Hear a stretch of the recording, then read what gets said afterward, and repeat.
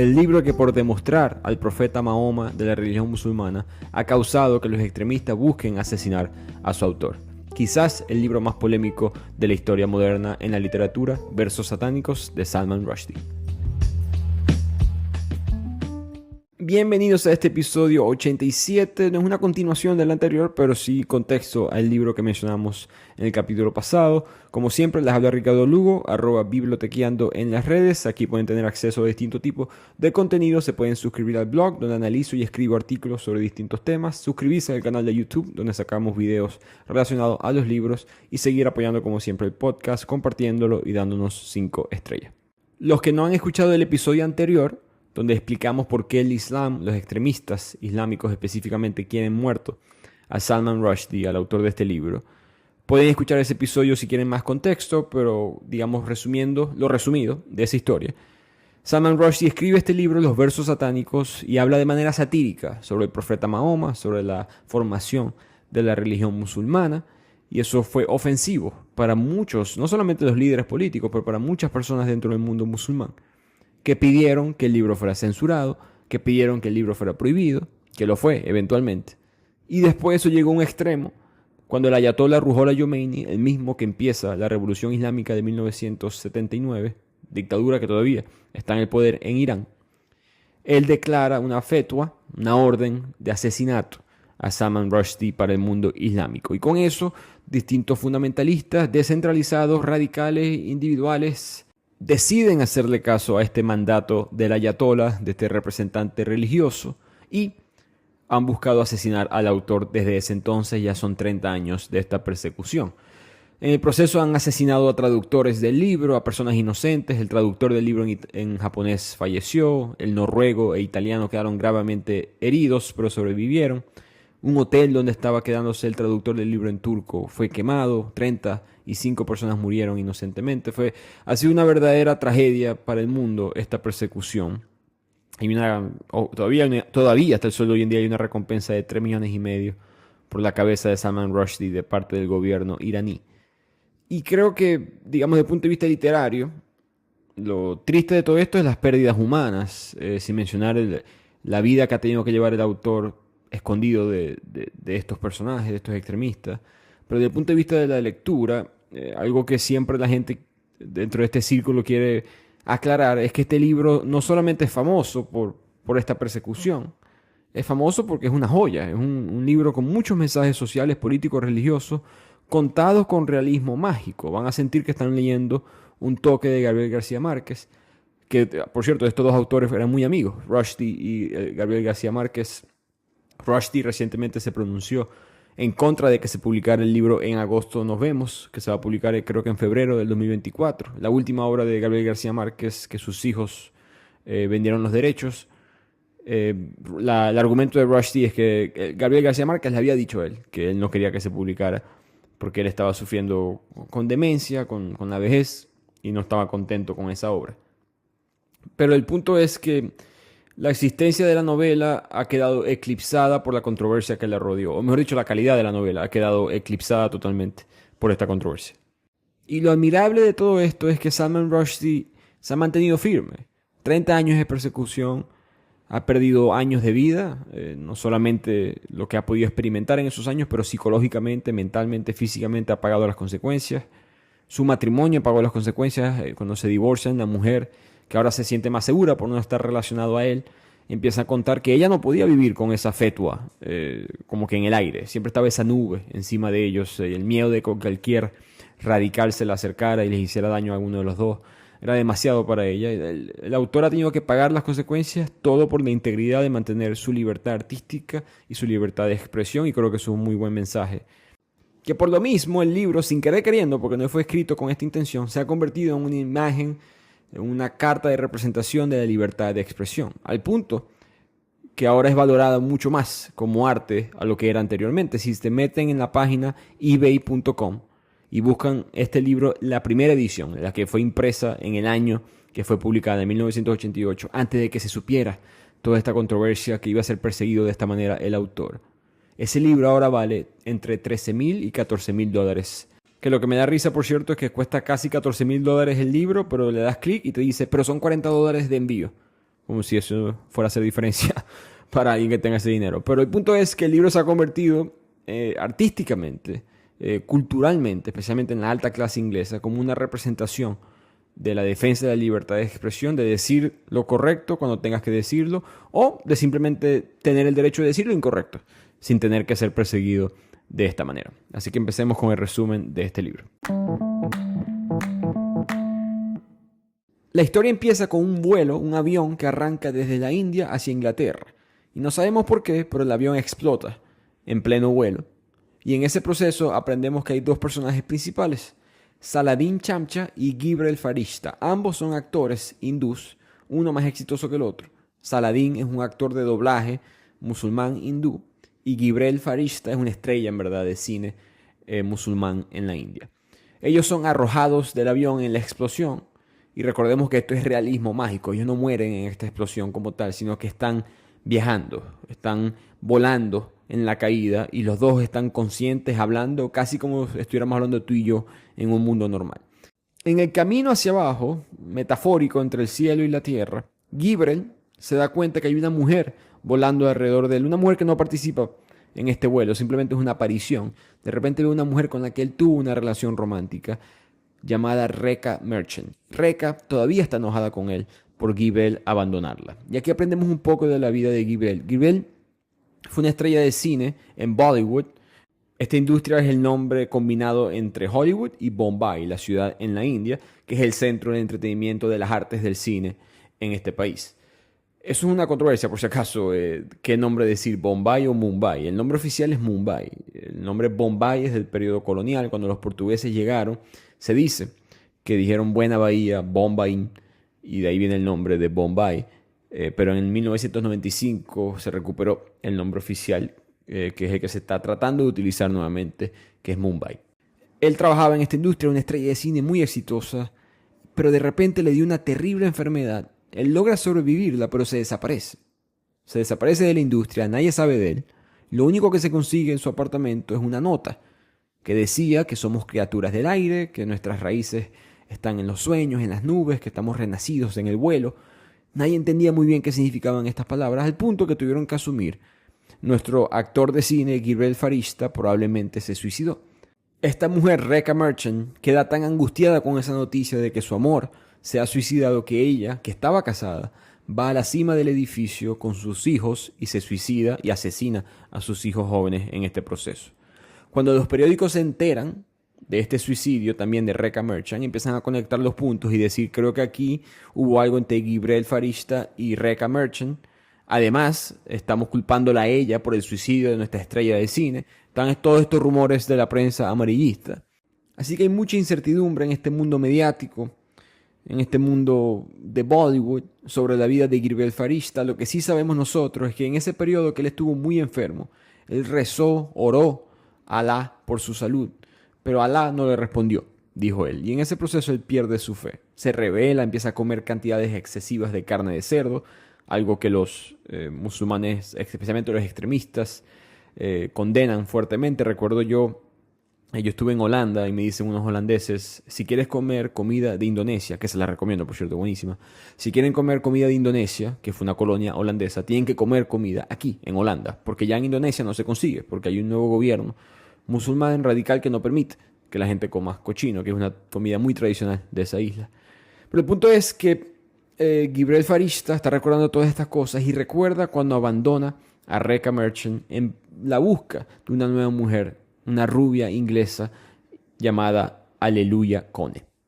Pero eso es todo lo que sabemos hasta este punto. La historia vuelve a los dos hombres cayendo hacia Inglaterra y eventualmente caen y flotan en el Canal de la Mancha, ese canal de agua que hay entre Inglaterra y Francia. Sobreviven, como mencioné, realismo mágico, y nadan hacia la orilla. Y Gibrel y Saladin empezamos ahora a verles su transformación física. Saladin empieza a convertirse más fuerte, más diabólico, como unos cuernos, pequeños cuernos saliéndole en la cabeza, y Gibrel obtiene una especie de resplandor, se pone como luminoso, una especie de aureola se le empieza a formar en su cabeza. En otras palabras, Gibrel se va a convertir en una representación del arcángel Gabriel. Y Saladin, como pueden ver con la palabra, parecido a Satanás, viene más cerca de Shaitán, el hombre dentro de la religión islámica que hace pecar a los hombres.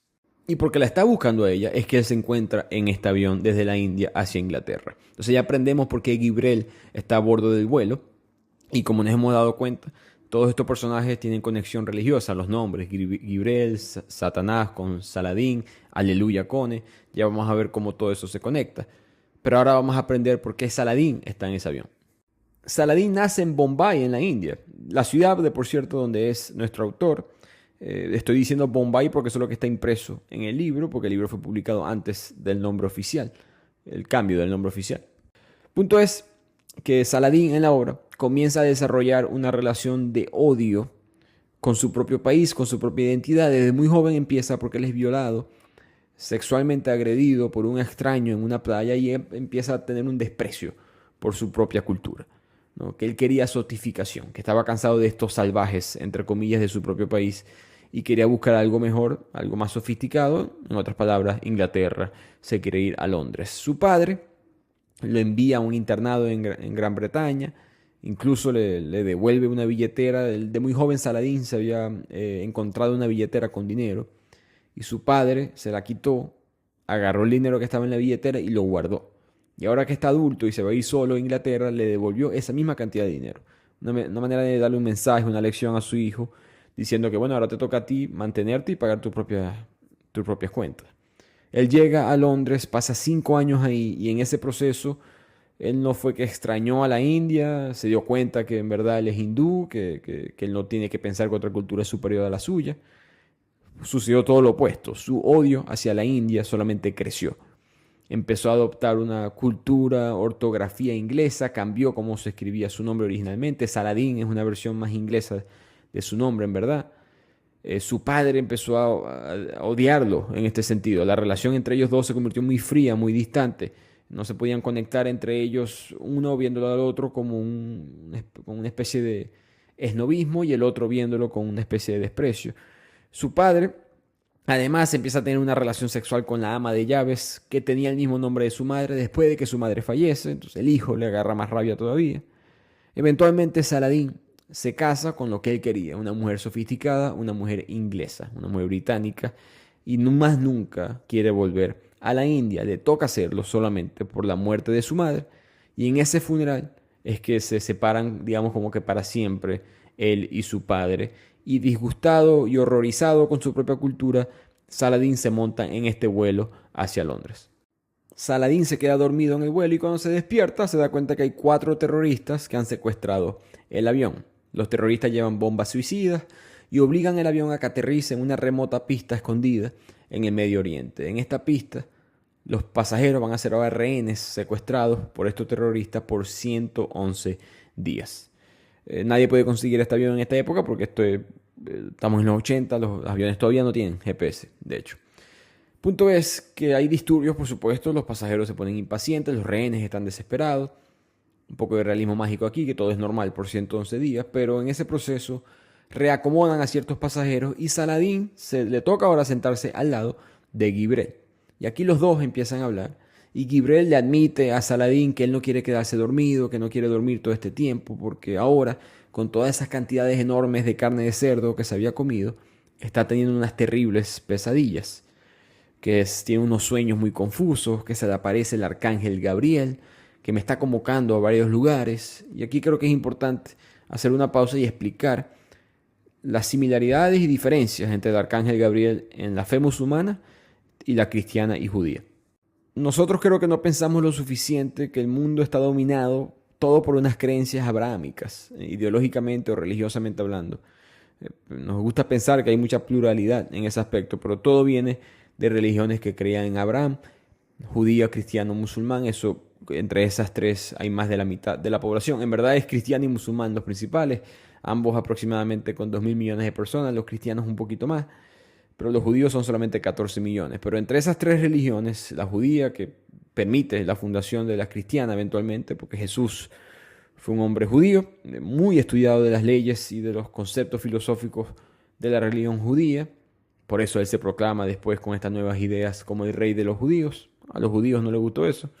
Y eventualmente la musulmana, porque Mahoma, el profeta de esta religión, tuvo comercio e interacciones con cristianos y judíos, dos religiones que ya existían.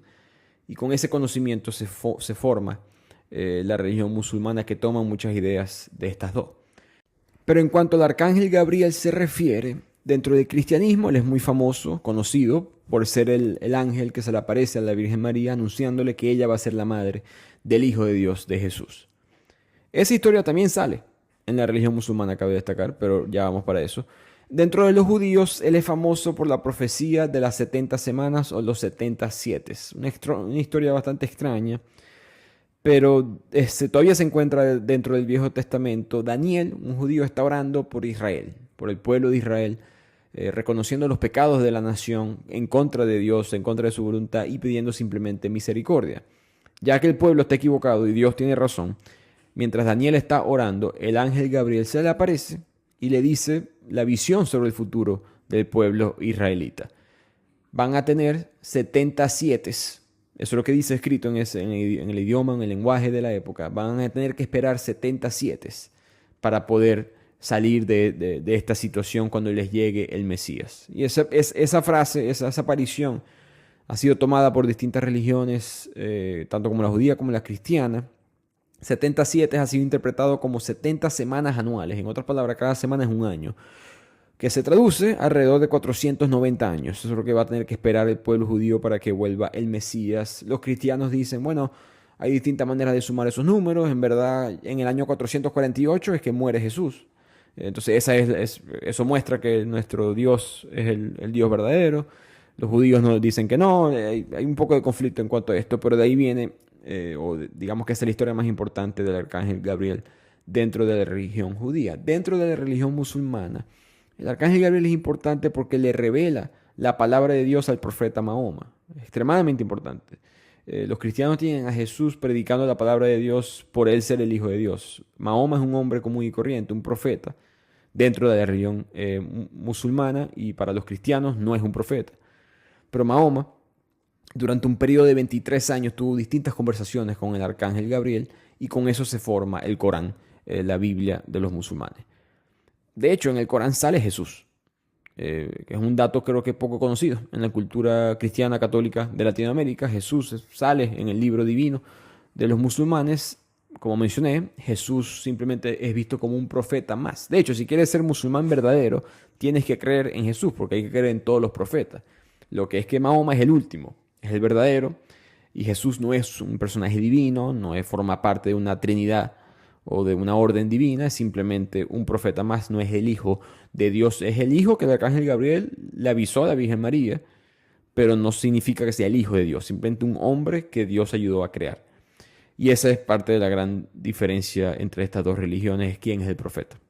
El punto de esto es que imagínense que el arcángel Gabriel, un personaje mucho más importante en verdad para los musulmanes que los cristianos, el hecho de que este arcángel de repente le esté hablando a un actor de cine, de Bollywood, y que de repente este personaje piense que es otro tipo de profeta, que estoy escuchando palabras del arcángel que me está pidiendo que haga cosas, es blasfemia en muchos círculos musulmanes.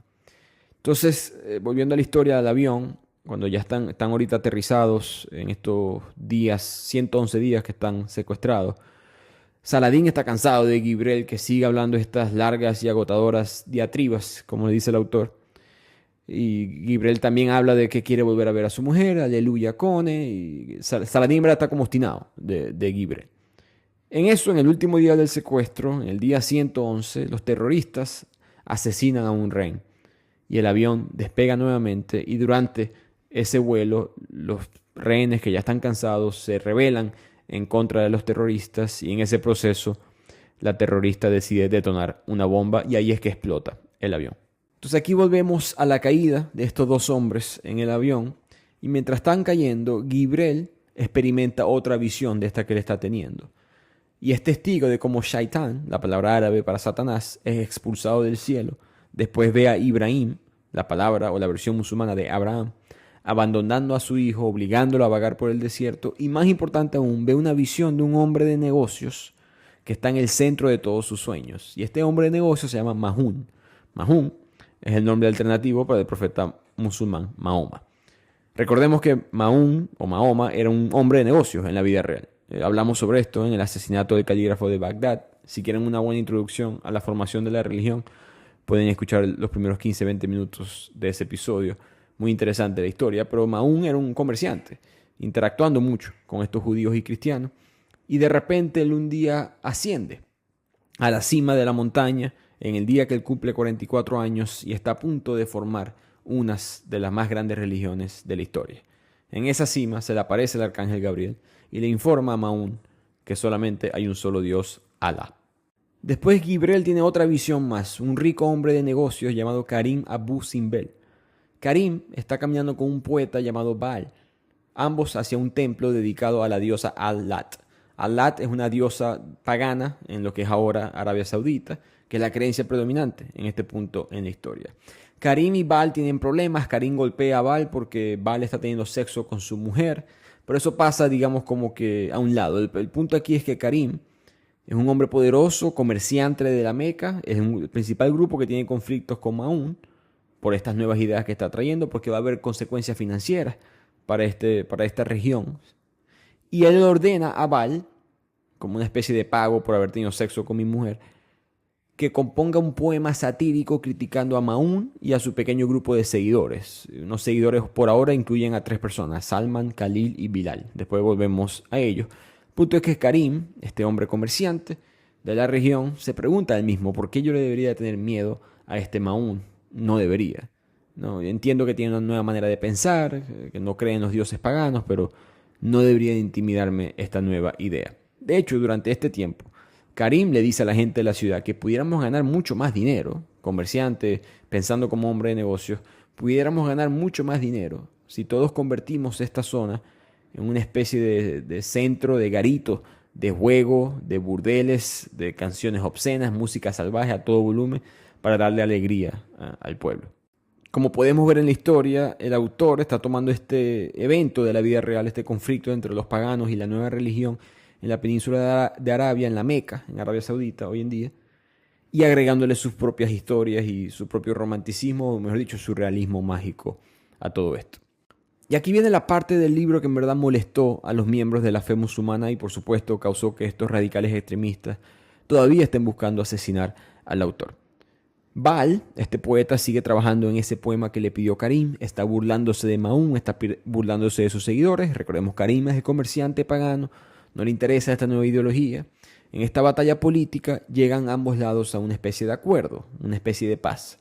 Los paganos dicen, vamos a permitir que tú, Ma'ún, establezcas esta religión monoteísta, pero solamente si incorporas a 3 diosas menores en la fe. No tienen que ser 3 diosas al mismo nivel de Alá, solamente 3 diosas nuestras, las 3 eran mujeres, por cierto, incorporadas a la religión islámica, que iban a ser Al-Lat, Al-Husa y Al-Manat.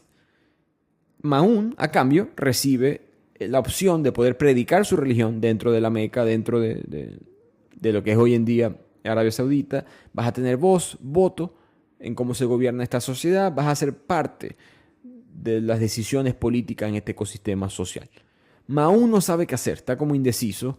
Habla con sus seguidores, como mencioné, esos 3, Khalid, Salman y Bilal, y sus seguidores le dicen, por favor, no lo aceptes, eso es una trampa. Ma'ún decide consultar con Dios, consultar con el arcángel Gabriel, sube a la cima de la misma montaña, y él tiene una especie de visión en la cual el arcángel está hablando con una voz aparentemente diferente. Él regresa de esta conversación con el arcángel y acepta la oferta. Así que ahora viene un supuesto periodo de paz entre ambas partes. Por esa misma noche, los seguidores de Ma'ún son atacados. Tienen que luchar contra unos misteriosos agresores. Sobreviven, pero en el proceso ellos mismos matan a 2 de esos hombres que nos enteramos después eran hermanos de Hind, la esposa de Karim. Así que Karim probablemente mandó a estos atacantes, a estos agresores, a que acabaran con Ma'ún y con esta religión. Pero al ellos sobrevivir, Ma'ún, que está pensando qué hacer, cómo lidiar con esto políticamente, sube a la montaña y lucha, digamos, verbalmente con el arcángel Gabriel. Después de esa larga pelea, esa discusión sobre qué es lo que tiene que hacer, él baja de la montaña y le avisa al mundo, que recuerdan esos versos que Gabriel me dijo, que el ángel me dijo, que es la palabra de Dios, que aceptara a Al-Lat, Al-Uzza, a Manat, a estas 3 diosas menores dentro de la fe islámica. Bueno, en verdad eso fue Shaitán, ese fue Satanás que me estaba hablando a través de Gabriel, no Alá. Así que eliminen esos versos de la religión y rechacemos la oferta de Karim y de los paganos de aceptar a estas tres diosas. Esos versos hoy en día son conocidos como los versos satánicos. Si son como yo y les interesa leer este tipo de cosas, está en el capítulo 53, versículo 21-22 del Corán.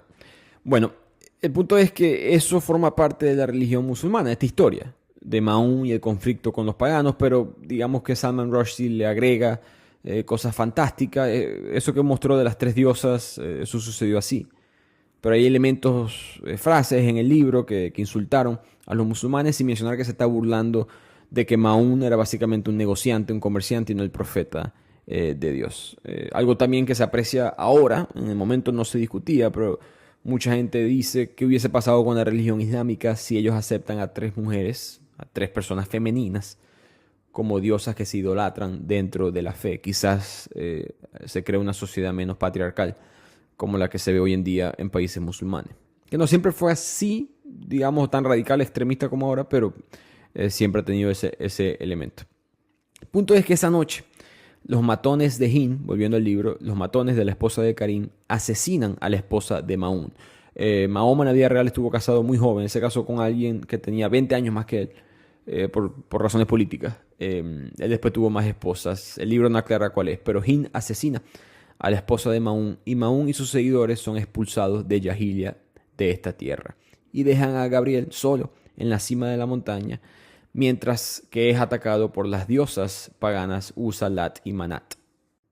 De aquí la historia vuelve, se sale de las visiones de Gibrel y nos vamos, digamos, a la realidad de este mundo de realismo mágico donde Gibrel y Saladín llegan a una playa de Dover en Inglaterra después de sobrevivir esta extraña explosión y los conocen, mejor dicho, una anciana llamada Rosa. Esta Rosa los ve a los dos mojados, con frío, y los acepta en su casa para protegerlos mientras ven qué hacen. Saladín, apenas entra a la casa de Rosa, decide llamar a su mujer. Recordemos que en este proceso llevan 111 días desaparecidos, secuestrados. Saladín sigue cambiándolo físicamente, el aliento se pone asqueroso, los cuernos empiezan a crecer un poco más en la cabeza, mientras que Gibrel se pone aún más mágico, aún más angélico. Saladín, cuando llama a su mujer, tiene una muy mala noticia que le contesta un hombre. Y él asume correctamente que su mujer está teniendo una aventura. Él empieza a llorar y mientras todo esto está sucediendo, un vecino se da cuenta que Rosa recibió a estos dos hombres de la India que parecen ilegales. Así que él llama a la policía de Gran Bretaña para que los vayan a recoger y posiblemente los deporten. Cuando llega la policía, Saladín lo agarran de una, especialmente por su apariencia física. Lo arrestan, le piden documentos, él no tiene nada que mostrar apenas después de sobrevivir a este suceso. Y Gibrel aparece en la escalera vestido con esa luz pálida y dorada, parece un ángel de verdad, y la policía se convence de que eso es una especie de Dios, una especie de un buen ser humano y lo dejan tranquilo. Se llevan a Saladín y Gibrel no interviene y se queda a salvo en la casa de Rosa. Y creo que aquí es importante contexto a esa escena de la policía buscando a inmigrantes ilegales, porque vamos a ver ese tono a través de la novela. Y era porque en este punto, en los 80, cuando Salman Rushdie está escribiendo la obra, la inmigración era un tremendo problema en la sociedad inglesa. Había mucha violencia en las zonas pobres, conflictos entre los pobres ingleses y los pobres que venían de otros países que solían ser colonias inglesas, islas del Caribe, Jamaica, Trinidad y Tobago, las Bahamas, pero principalmente en números, gente de la India y Pakistán. Igualmente como ciertas zonas de África, muchos de ellos eran musulmanes y ese conflicto entre cristianos y musulmanes no fue muy positivo para los musulmanes o para la sociedad inglesa en ese momento. Además, Inglaterra estaba pasando por un mal momento económico. Había una sensación, historia repetida, de que los inmigrantes estaban quitándoles las oportunidades a los locales ingleses, mucho desempleo. Por primera vez, en verdad, Inglaterra presenciaba en su historia moderna una especie de inmigración a esa escala. Y los o las personas que formaban parte de estas colonias, con este discurso de que si tú viniste a mi tierra, yo también puedo hacer lo mismo en la tuya. Inglaterra empieza a apretar las tuercas, aquí cambia las leyes para hacerse ciudadano, muchos países en Europa hacen lo mismo. Y Salman Rushdie, que estaba del lado de los inmigrantes, porque hay muchas cosas que la policía estaba haciendo ilegal en este proceso, agrega eso como parte del mensaje del libro, que quizás era uno de los mensajes que él quería comunicar, que ha sido olvidado en todo este conflicto extremista islámico contra la libertad de expresión del autor. Pero continuamos con la historia. En la comisaría, Saladin lo desnudan y descubren que tiene la mitad de su cuerpo inferior transformado totalmente. Son patas de cabra con pelos como de animal. Sus genitales, su miembro sexual está agrandado, vergonzosamente erecto, pero de un tamaño, digamos, no humano. Un tamaño, solamente un animal pudiera tener algo de ese tamaño. Él también se horroriza al darse cuenta que defeca de la misma manera que defeca una cabra. Los policías se burlan de él, lo obligan a comerse sus propias heces mientras le lanzan distintos comentarios racistas.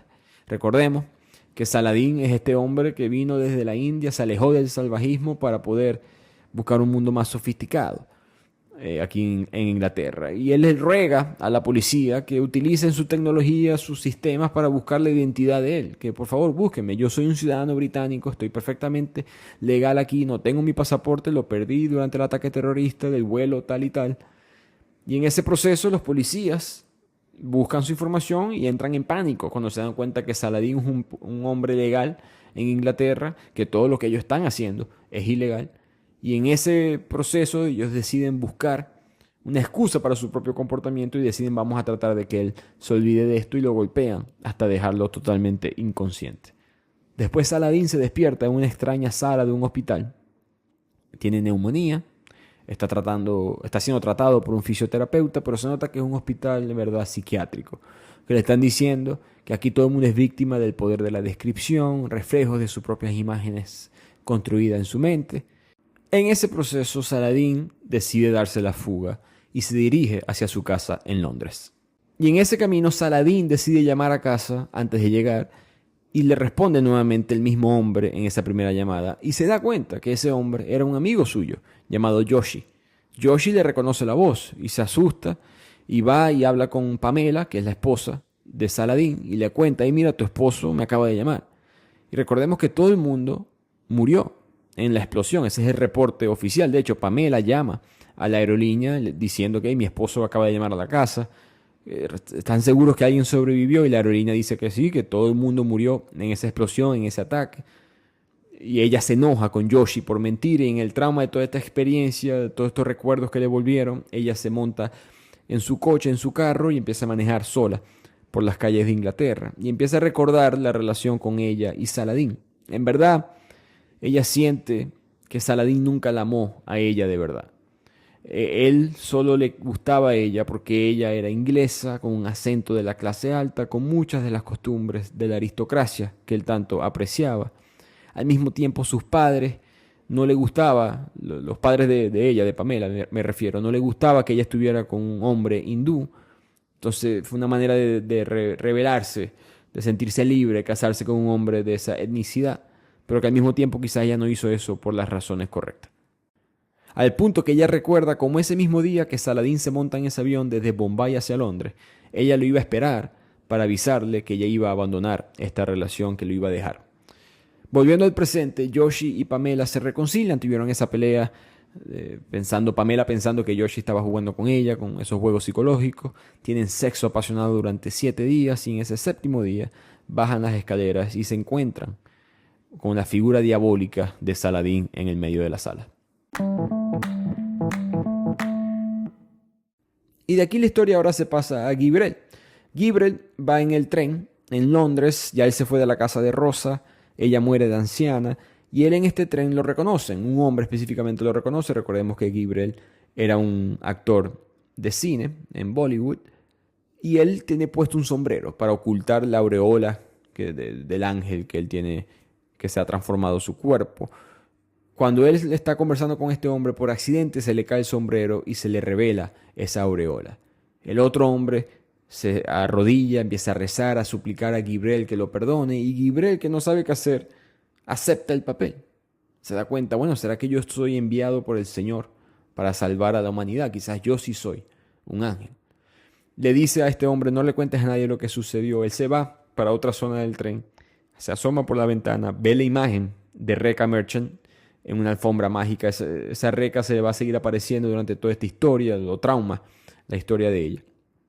Gibrel eventualmente sale del metro, sale del tren, empieza a caminar por la ciudad y de repente se desploma en un banco del parque. Aleluya, la mujer con la que él estaba lo consigue ahí. Él sonríe e inmediatamente se queda dormido.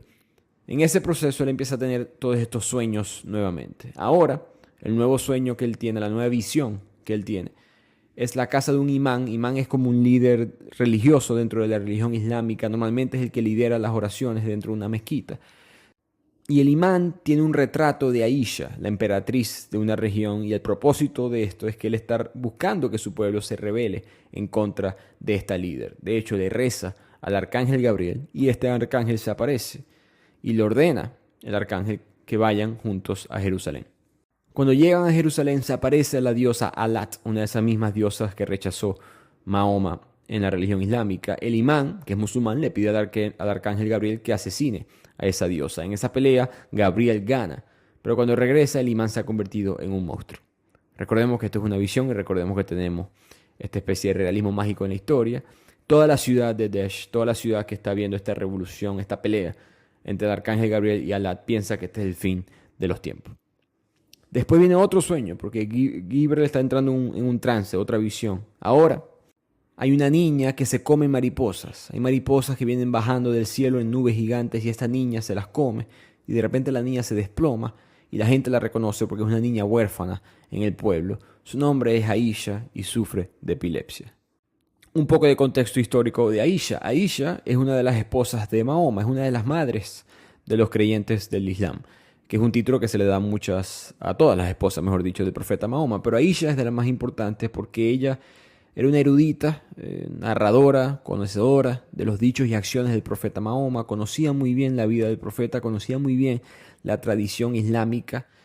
Muchas de las frases del Corán se le atribuyen a ella. Su matrimonio con Mahoma es un poco controvertido. Mejor dicho, cuando era muy joven, ella y Mahoma fueron arreglados en matrimonio. Mahoma ya era un adulto, se dice que ella era una niña cuando se arregló este matrimonio, pero la edad exacta es un objeto de debate bastante polémico. Pero el punto es que Rushdie la trae a ella a la historia porque ella forma parte de la creación de esta fe. Ella va con su erudición y con sus contribuciones a la educación islámica, ella se va a convertir en una fuente muy importante de orientación para la comunidad musulmana. Ahora, volviendo a la historia, esta niña, Aisha, la gente del pueblo cree que ella se puede comunicar con el arcángel Gabriel. Recordemos, tiene epilepsia, pero la gente del pueblo cree que se puede comunicar con el arcángel. Hay una mujer específicamente, Mishal, en el pueblo, que está desesperada por tener hijos y no ha podido con su esposo y quiere acercarse, se hace amiga de Aisha para poder tener ese contacto con el mundo, con Alá, con el Dios, y que ese Dios le pueda conceder un bebé. Entonces le pide a Aisha que hable con el arcángel Gabriel y le dé noticias si va a poder tener un hijo o no. Y Aisha vuelve con noticias para Mishal diciendo que en verdad lo que tú tienes es cáncer de mama. Mishal se sorprende, pero en verdad hay un médico que confirma la presencia de cáncer en esta mujer y que es inoperable y que es demasiado avanzado, que no se puede hacer nada al respecto. Todo ese día de tristeza para Mishal y su familia, de repente Aisha se aparece y dice que tenemos que todos ir a hacer un peregrinaje, una peregrinación a la Meca, si queremos que Mishal se salve. Aisha le avisa al pueblo que van a caminar todos hasta el mar Arábigo, donde, según le ha dicho el arcángel Gabriel, las olas se van a dividir y todos vamos a llegar a la salvación. El pueblo acepta este peregrinaje. La misma Mishal va a ir a este peregrinaje con su cáncer y ahí se acaban estas visiones que está teniendo Gibrel.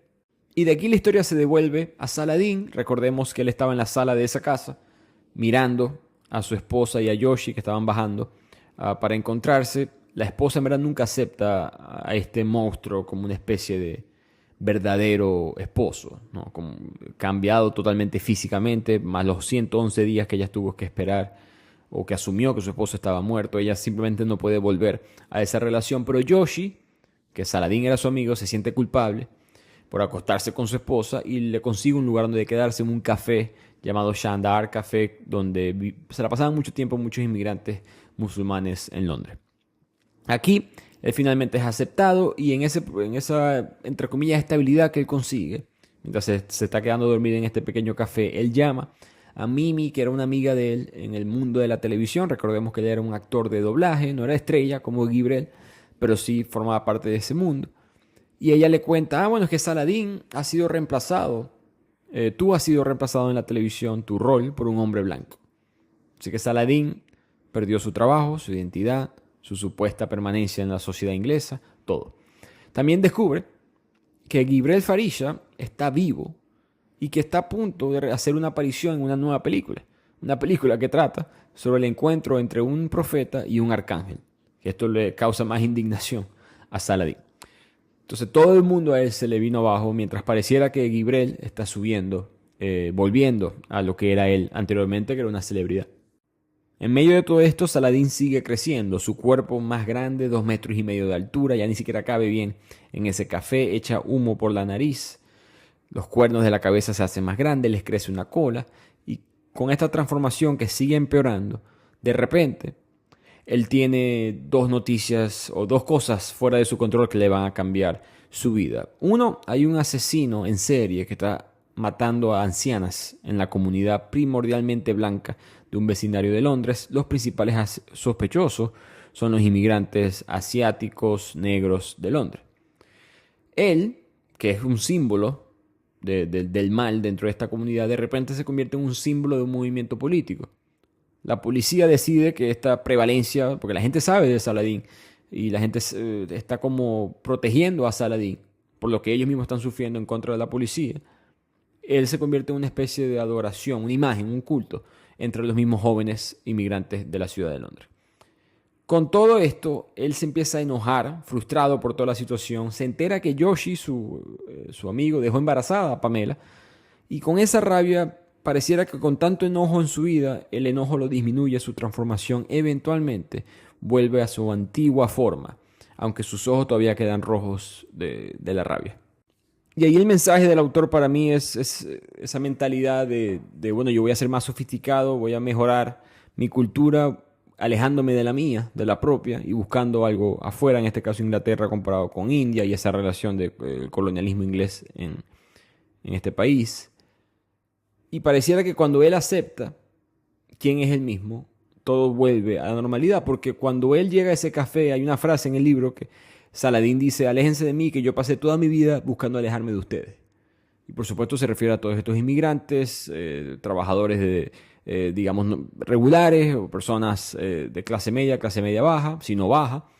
Y él no quería eso, él quería buscar algo mejor y no le gustaba estar ahí. Y sigue empeorando. Cada vez, entre más él pensaba que él era supuestamente superior o supuestamente más sofisticado, empeoraba su forma física. Cuando de repente se convierte en un símbolo de su propia gente, la gente que en verdad lo quiere a él, la policía representa a la gente que no lo quiere a él, él eventualmente vuelve a su propia forma física.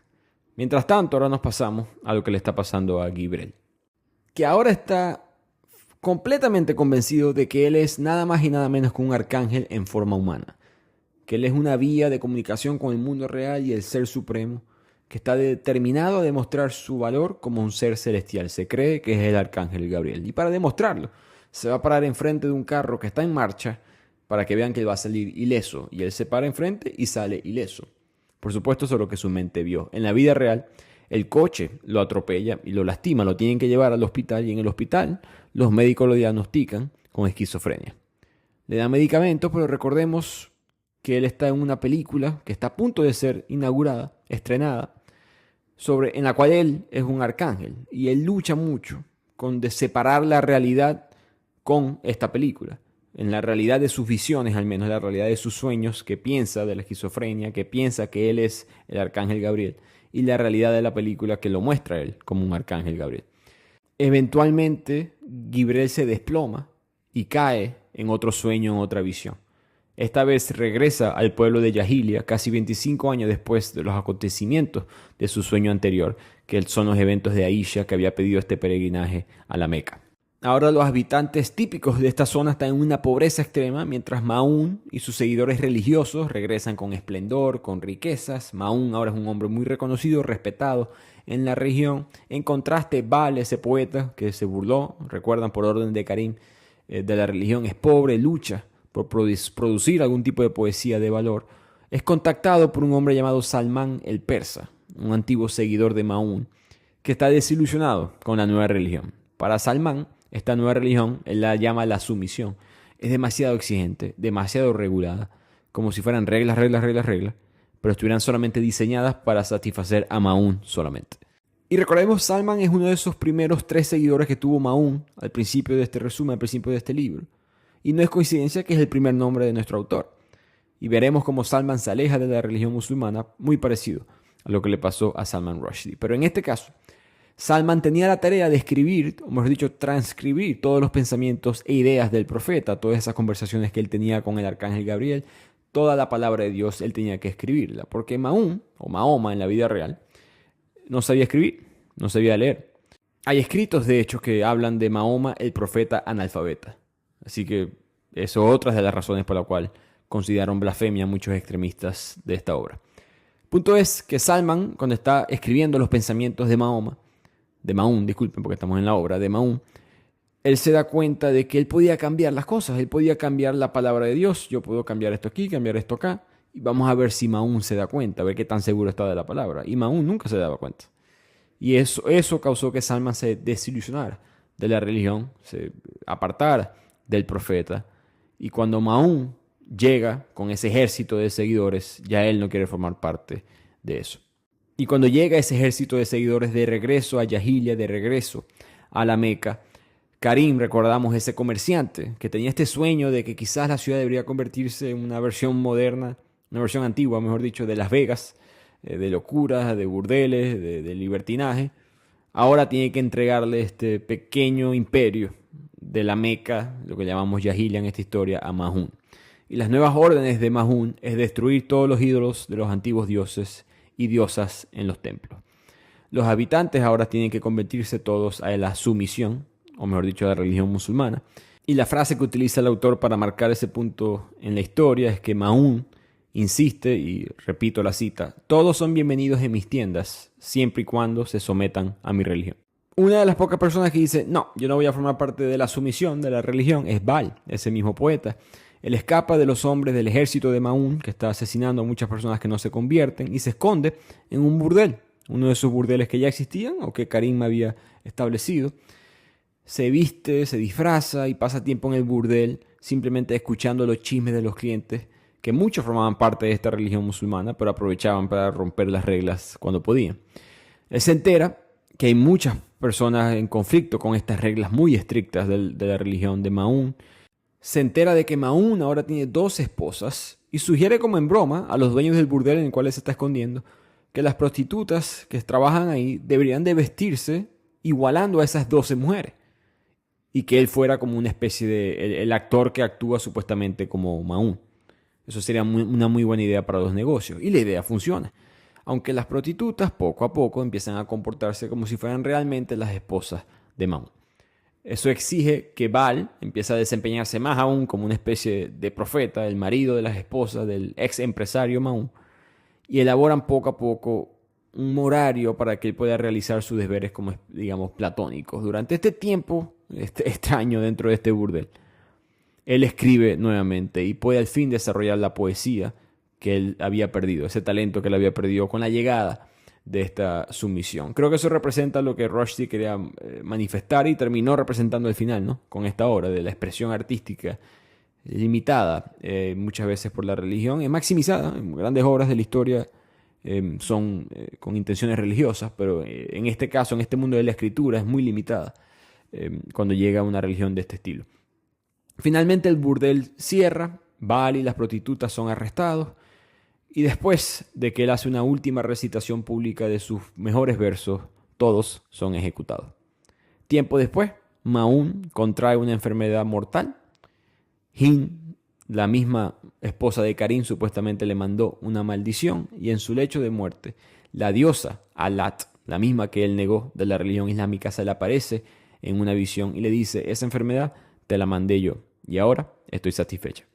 Y un poco de contexto histórico de esa historia, el profeta Mahoma asesinó a personas en la vida real. Eso está reportado en el Corán y otros libros. Él no solamente lideró distintas batallas militares que resultaron en la muerte de más de 1000 personas, una especie de mini cruzadas que él tuvo.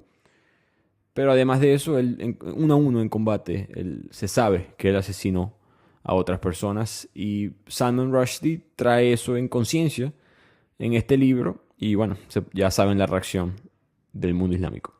La historia ahora vuelve a Saladín, que está procesando todo lo que él vivió, ¿no? Todo lo que él valoró en un momento ha desaparecido para él, ¿no? Civilización, comportamiento adecuado, aceptado, hasta su propia ciudadanía, encaje en un mundo desapareció y está como una crisis de identidad, sin mencionar el cambio físico que él tuvo que superar. Y Yoshi, que se siente mal por él, está tratando de complacerlo y lo invita a una protesta política. Los miembros de la comunidad están indignados porque arrestaron a un doctor de la comunidad, un hombre negro, como principal sospechoso de los asesinatos que están sucediendo en esta comunidad. Por supuesto, él era totalmente inocente. Y de aquí la historia avanza unos días después, donde hay una fiesta en el mundo del cine, una fiesta de negocios, por decirlo así, y están Saladín y Gibrel, los dos invitados, y se ven por primera vez. Después de todo esto que han sucedido, no se habían visto desde que llegaron a la casa de Rosa y se llevaron preso a Saladín. Saladín recuerda eso, como Gibrel no hizo nada por él, como Gibrel estaba feliz en su mundo de celebridad sin buscarlo a él, y Saladín le tiene mucha rabia a Gibrel, pero Gibrel, que está fuertemente medicado, no puede identificar esto, está como socialmente distanciado de la realidad. Saladín, que está buscando como molestarlo, le cuenta sobre sus propios problemas, sobre Pamela, con Yoshi, está tratando de que Gibrel se sienta mal.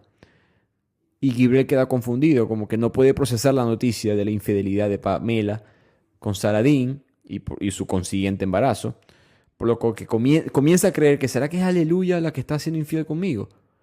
Y Gibrel entonces ataca físicamente a Yoshi en esta fiesta. Pasa el tiempo y Saladín le dedica más tiempo a Gibrel, en parte porque Aleluya, la mujer de Gibrel, le estaba pidiendo ayuda por los problemas mentales que él estaba teniendo. Saladín lo invita a Gibrel al Shandar Café, ese mismo café donde él estaba escondido en su época de demonio. Con la esperanza, en verdad, el plan de él era que Yoshi estuviera en ese café y hubiese otra pelea entre Gibrel y Yoshi. El plan de él era más malévolo en ese aspecto. Pero sin embargo, Yoshi no está ahí. Lo que sí están es un grupo de jóvenes británicos racistas que escupen en la comida de Saladín. Le dicen sus nombres, los insultan. Y durante ese tiempo, el estado nuevamente fuertemente medicado de Gibrel, sin decirlo, sin saberlo, en todo en medio de esta conmoción, él empieza a compartir detalles sexuales íntimos sobre su vida con Aleluya. Y Saladín, que simplemente recibe esos insultos de los británicos, no responde, planea vengarse de Gibrel utilizando esa información. Así que él llama ese mismo día a la casa de Aleluya. Recordamos que él es un actor de doblaje que sabe hacer voces. Entonces él, con su voz profesional, imita la voz de Gibrel y empieza a hacer comentarios obscenos sobre el cuerpo de Aleluya, cosas que solamente Gibrel sabía. Sus palabras crean una pelea. Eventualmente Gibrel y Aleluya terminan su relación. Gibrel, con este trauma y con falta de una persona que lo apoye, ya no se está medicando como antes y ahora está más convencido que nunca que él es el arcángel Gabriel. Termina comprando una trompeta y le pone el nombre de Azrael. Recordemos que Azrael es el ángel de la muerte en el pensamiento judío, islámico, religioso, que vela por los moribundos, separa el alma del cuerpo. Él está ahora convencido de que él es un mensajero de Dios. Mientras todo esto está sucediendo, bajo custodia policial, ese doctor Uhuru Simba, el inocente, muere. Por supuesto, esto provoca indignación. Una multitud considerable de gente sale a la calle a protestar en contra de la policía. Hay peleas, enfrentamientos entre la comunidad blanca y las no blancas, inmigrantes principalmente. Pamela y Yoshi, investigando, descubren que el verdadero motivo de la muerte de este doctor es que la policía lo asesinó. Porque este doctor Uhuru Simba estaba trabajando en una organización para combatir el racismo. Cuando el asesino en serie ataca 2 veces más después de la muerte de Simba, del doctor, ahora estamos 100% seguros que ese doctor no era el asesino, la comunidad minoritaria de la ciudad de Londres se indigna. Varios jóvenes salen a la calle, consiguen a través de sus contactos quién era el verdadero asesino y por supuesto resulta ser un hombre blanco. La policía no quiere admitir el error y las comunidades negras y asiáticas de Londres lanzan una protesta en contra de la policía. Y cuando decimos asiáticos estamos refiriendo específicamente comunidades hindúes y pakistaní. La policía lanza una unidad de antidisturbios a la calle, hay mucha protesta, la ciudad está prendida en fuego. Mientras tanto, Gibrel, caminando por la ciudad, él piensa que su trompeta, si la toca, puede quemar a todos los hombres y a las prostitutas, quitar el mal del mundo en ese trance que él no diferencia su esquizofrenia de la realidad. Continúa caminando por Londres, empieza a pensar en esa posibilidad. ¿Será que Saladín fue el que le dijo a mi mujer todos esos secretos y por eso que se acabó esa relación? En medio de la locura pudo descifrar eso, pero lo importante es que en el Shandar Café, Saladín está ahí afuera tratando de rescatar a la familia que lo recibió, que se está quemando, porque el café está en llamas. Gibrel se da cuenta que Saladín está entrando al café desesperado por salvarle la vida a estas personas y lo persigue hacia el café, soplando su trompeta, soplando a Israel cuando entra. El café comienza a derrumbarse, Saladín queda atrapado bajo un trozo del techo caído y Gibrel es el que lo rescata. Rescata a su adversario, se da cuenta que no tiene suficiente maldad para hacer eso y sale con él hacia la calle y el resto de los supervivientes. Pero no todo el mundo corrió la misma suerte. En ese estrés de los caos, la policía aprovechó para eliminar a personas que estaban investigando sus maldades dentro de la prefectura, dentro del sistema policial. Y Pamela y Yoshi, que habían investigado los males de la policía, aparecen muertos al día siguiente. La policía atribuye que estos muertos son parte del incendio, parte de las protestas, y deciden no investigar nunca la probabilidad de que Pamela, Yoshi y otras personas fueron asesinados por la misma policía. Aquí la historia se devuelve ahora al peregrinaje. Recordemos a Aisha yendo hacia la Meca con todo este grupo, todo este pueblo. Hay gente quejándose de que esto es una misión suicida y termina haciéndolo porque hay una grave sequía. Llevan 18 días en marcha y una anciana que formaba parte de este grupo cae muerta de agotamiento y deshidratación. Cuando la gente la quiere ayudar, por lo menos enterrar a esta muerta, Aisha dice que la dejen ahí tirada, que ella ya tiene un lugar asegurado en el paraíso.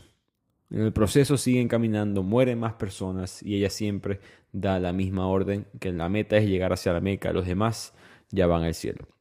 En el proceso, la salud de Mishal, esta mujer con el cáncer de mama, se sigue deteriorando. Cuando una escena fuerte de este peregrinaje, cuando los peregrinos llegan a una mezquita, encuentran un bebé fuera de una de ellas que había sido abandonado, claramente un hijo abandonado por sus padres, y el imán, que forma parte de este grupo, le dice a Aisha que ese bebé tiene que ser el legítimo, que deberíamos eliminarlo. Aisha dice que está de acuerdo y con su permiso el imán le dice al grupo que está ahí que le lance piedras al bebé hasta matarlo, y es lo que ellos hacen. Cuando los peregrinos ven la ejecución de este bebé, muchos empiezan a dudar de qué es lo que verdad Aisha está haciendo. Ahora Aisha y el grupo llega al mar Arábigo, que es en la costa oeste de India con los países árabes. Y cuando están caminando, los peregrinos se preguntan cómo vamos a poder pasar a través de este fondo marino, y Aisha explica que ella va a poder separar este mar. Ven mariposas volando cerca, ellos creen que eso es una señal positiva. Recordemos cómo ella comía mariposas de niña. Y de repente, poco a poco las personas atraviesan este mar y todos los que se quedaron en la tierra se dan cuenta que cientos de personas, todos los que entraron al agua, se están ahogando. Todas estas personas que trataron de cruzar el océano en esta escena mueren trágicamente, y es la última escena del libro en cuanto a Ma'ún y Aisha se refiere. Este mundo mágico de la formación del Islam no lo vemos más en este libro, ya estamos terminando el resumen. De aquí nos vamos a pasar al final de Saladín y Gibrel.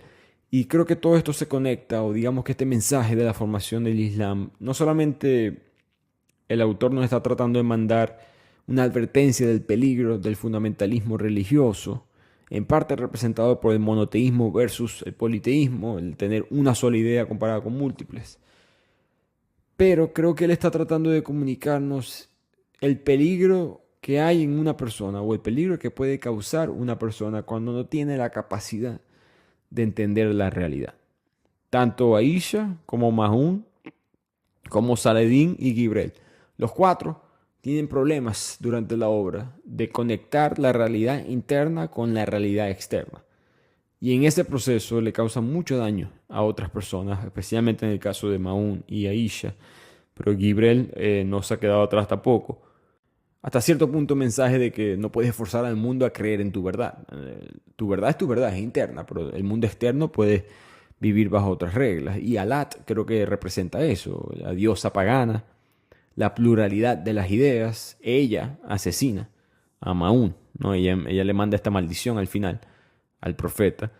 Y creo que es el mensaje del autor que él quisiera que el mundo fuera así, que la pluralidad de las ideas le gane a la mente cerrada de una sola idea. Algo que estoy seguro que él creía mucho mientras escribía este libro y ahora cree mucho más. Y ahora llegamos al final de la obra con Saladín y Gibrel. Ha pasado 1 año y medio desde aquel incendio y hay esas protestas en las calles de Londres, cuando a Saladín le llega un mensaje desde la India explicando que su padre se encuentra en la fase terminal de un cáncer de médula ósea. Saladín queda impactado él mismo por su propia reacción emocional ante la noticia. Se da cuenta que en verdad quería ver a su padre al menos una sola vez antes de perder esa oportunidad para siempre. Además se entera que las últimas películas de Gibrel han fracasado, que Gibrel y Aleluya ya no están juntos y se siente mejor con eso. Él llega a la India, viaja a la casa de su padre y en ese breve reencuentro ellos reparan esa relación dañada que vimos al principio del libro. Eventualmente el padre muere, Saladín arregla el funeral y conoce a una mujer hindú en ese proceso y comienza una relación romántica. Eventualmente esa se va a convertir en la mujer de su vida y él poco a poco se acostumbra más a su realidad, a encajar de verdad con su realidad interna, que fue que yo soy de la India, esta es mi cultura, esta es mi gente, y cambia su nombre a la ortografía original, que no es Saladín, sino Salahuddin. Durante todo este tiempo, Gibrel también viaja a la India, está tratando como de reiniciar su carrera, que está fracasando, como menciona en la película. Además, la gente ya no quiere trabajar con él. Esta esquizofrenia, su comportamiento extraño, ya nadie quiere formar parte del equipo, de la celebridad de Gibrel. Además, la policía está investigándolo por la muerte de Rekha Merchant. Yo no diría por qué está investigándolo si Rekha Merchant se suicidó. Bueno, resulta que Gibrel, después de que terminó con Aleluya, se pelea con ella y se va para el mismo edificio del cual se lanzó Rekha Merchant y Aleluya es lanzada desde el mismo techo. La policía continúa investigando y también descubre que hubo un productor de cine que ha sido asesinado a tiros dentro del apartamento de Gibrel. Gibrel se da a la fuga, logra evadir a la policía, pero está en el clandestinaje, no sabe a dónde ir y decide ir a la única persona con la cual ha tenido una conexión en este último año y medio, que es Saladín. Se aparece en la casa con sus problemas de esquizofrenia, frotando una lámpara mágica, Saladín mirándolo como que cree que es lo que va a pasar, hasta que se da cuenta que dentro de esa lámpara mágica hay un arma. Gibrel saca la pistola y le dice a Saladín: dile al mundo que yo amé a Aleluya y que no puedo seguir viviendo con esta enfermedad. Gibrel se suicida y se acaba la obra.